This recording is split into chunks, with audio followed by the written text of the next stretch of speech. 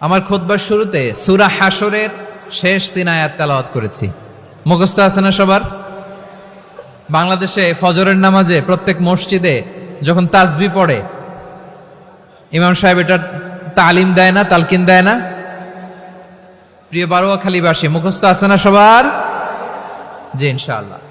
আজকে সূরাতুল হাশরের এই শেষ 3 আয়াতের তাফসীর আপনাদের সামনে উপস্থাপন করার চেষ্টা করব ইনশাআল্লাহ। কোরআনের অনেক জায়গায় আল্লাহ তাআলা নিজের পরিচয় দিয়েছেন।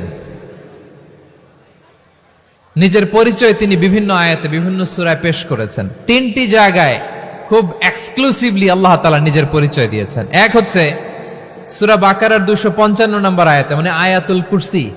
এর মধ্যে 9টা বাক্য আছে, 9টা বাক্য মিলে একটা আয়াত। এই আয়াতে আল্লাহ তাআলা খুব চমৎকার ভঙ্গিমায়, চমৎকার ভাষা শৈলী ব্যবহার করে, খুব উচ্চাঙ্গের আরবি সাহিত্য দিয়ে একটি আয়াত নাজিল করেছেন। এই আয়াতটার নাম হচ্ছে আয়াতুল কুরসি। বিশ্বনবী বলেন, মান ক্বারা আয়াতুল কুরসি দুবুরা কুল্লি সালাতিন মাকতুবাতিন লাম ইয়ামনাহু মিন দুখুলিল জান্নাতি ইল্লাল মাউত। প্রত্যেক ফরজ নামাজের পরে যে আয়াতুল কুরসি পড়বে তার জান্নাতে যাওয়ার ক্ষেত্রে আর কোনো বাধা থাকে না, একটা জিনিস ছাড়া, সেটা হচ্ছে মৃত্যু, মরণ। লোকটা মরে না তাই জান্নাতে যায় না, মরলেই জান্নাতি।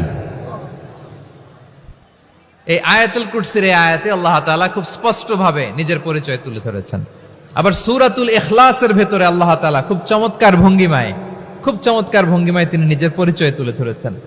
অনুরূপভাবে সূরা হাশরের শেষ 3 আয়াতেও আল্লাহ তাআলা খুব চমৎকার ভাবে নিজের পরিচয় তুলে ধরেছেন। আওয়াজ করে পড়ুন সুবহানাল্লাহ।